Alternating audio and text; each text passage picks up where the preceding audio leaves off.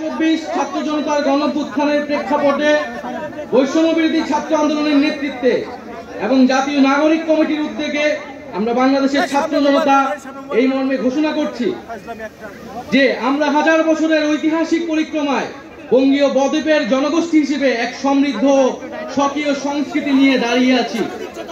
প্রায় 200 বছরের ব্রিটিশ ঔপনিবেশিক শাসনের বিরুদ্ধে দীর্ঘ লড়াইয়ের পর 1947 সালে পাকিস্তান রাষ্ট্রের পতন ঘটে। তবে শোষণ ও বৈষম্য থেকে এই দেশের গণমানুষের মুক্তি মেলেনি তখনো। ফলে দীর্ঘ 23 বছরের সংগ্রামের ধারাবাহিকতায় 1971 সালে মহান মুক্তিযুদ্ধের মাধ্যমে লাখো শহীদের রক্তের বিনিময়ে স্বাধীন বাংলাদেশ রাষ্ট্রের জন্ম হয়। কিন্তু স্বাধীনতার পর দীর্ঘ সময় ধরে বাংলাদেশের জনগণকে বারবার গণতন্ত্রের জন্য লড়াই করতে হয়েছে। 1990 সালে ছাত্র জনতার বুকের তাজা রক্ত দিয়ে সামরিক স্বৈরাচারকে হটিয়েছে।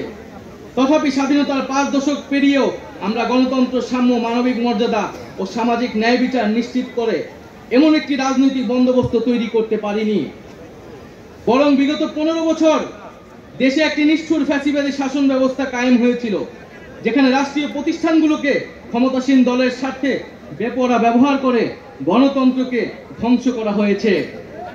বিরোধী মতের কণ্ঠরোধ, গুম, বিচার বহির্ভূত হত্যাকাণ্ড, সর্বগ্রাসী দুর্নীতি ও অর্থ পাচারকে একটি রাষ্ট্রীয় সংস্কৃতিতে পরিণত করা হয়েছিল। জুলাই 2024-এ ছাত্র জনতা বিপুল আত্মত্যাগের মাধ্যমে এক অভূতপূর্ব গণঅভ্যুত্থানের মধ্য দিয়ে দীর্ঘ 1.5 দশক ধরে জেঁকে বসা ফ্যাসিবাদী সরকারের পতন ঘটিয়েছে। কিন্তু আমাদেরকে স্মরণ রাখতে হবে, হাজারো শহীদদের আত্মত্যাগের বিনিময়ে অর্জিত এই নতুন স্বাধীনতা কেবল একটি সরকার পতন করে আরেকটি সরকার বসানোর জন্যই ঘটেনি। জনগণ বরং রাষ্ট্রীয় পৃষ্ঠে জেঁকে বসা ফ্যাসিবাদী ব্যবস্থা বিলোপের মাধ্যমে একটি নতুন রাজনৈতিক বন্দোবস্তের আকাঙ্ক্ষা থেকে এই অভ্যুত্থানে সাড়া দিয়েছিল, যেন জনগণের অধিকার ভিত্তিক ও মর্যাদা ভিত্তিক একটি রাষ্ট্র পুনর্গঠিত হয়।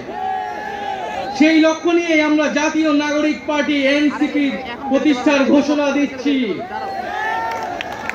এটি হবে একটি গণতান্ত্রিক, সমতা ভিত্তিক ও জনগণের প্রতিনিধিত্বকারী রাজনৈতিক দল।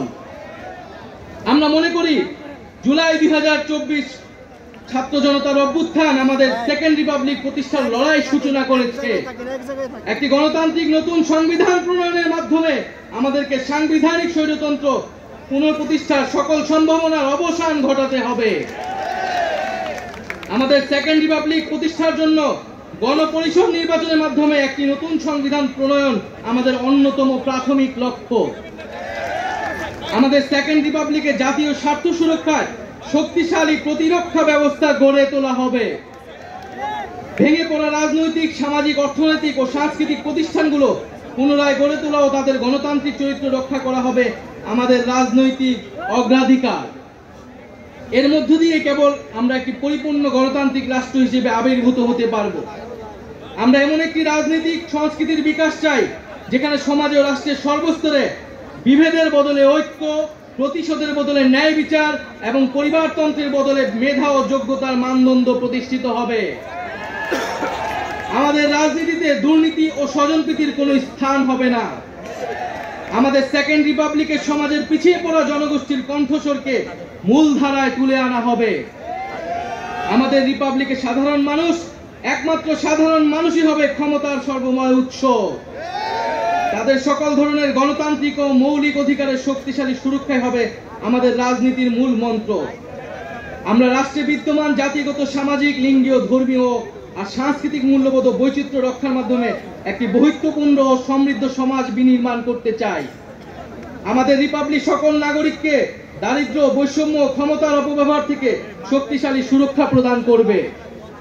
আমাদের সেকেন্ড রিপাবলিকে বাংলাদেশের জনগোষ্ঠীর কোনো অংশকে অপরায়ণ করা হবে না, বরং রাষ্ট্রের প্রতিটি নাগরিককে সমান গুরুত্ব প্রদান ও সর্বোচ্চ সবার নিরাপত্তা নিশ্চিত করা হবে।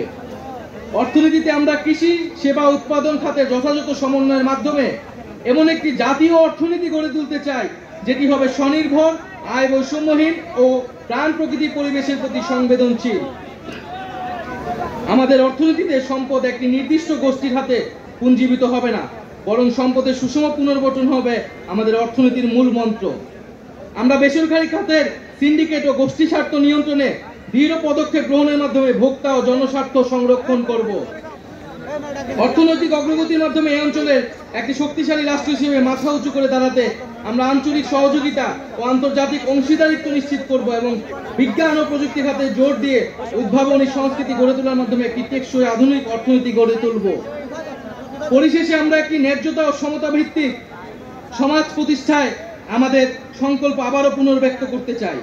আমরা দৃঢ়ভাবে বিশ্বাস করি জুলাই 2024 গণ অভ্যুত্থান কেবল একটি ফ্যাসিবাদী শাসনের বিরুদ্ধেই বিজয় নয়, এটি আমাদের ভবিষ্যৎ নির্মাণেরও শপথ।